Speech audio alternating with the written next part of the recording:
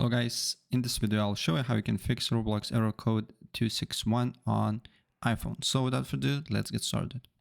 First of all, what I suggest to do here is to turn on airplane mode and leave it from 10 to 15 seconds and then turn it off and look if the problem persists.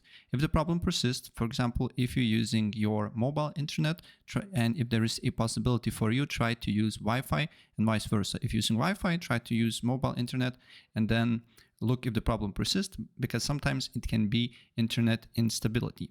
Also, if using VPN, disable VPN and look if the problem persists. But still, if you're experiencing this issue, then you need to go to settings. Then you need to go to general. Then you need to go to iPhone storage. On iPhone storage, you need to look for Roblox app. Once you find Roblox app, press offload it. This basically will clear your Roblox app cache files. So you need to wait until offload is done, and then you need to reinstall the app here. Wait for a couple of seconds, and then you need to reinstall it. And then try to launch Roblox and your issue should be solved. That's pretty much it. If I help you out, please press like.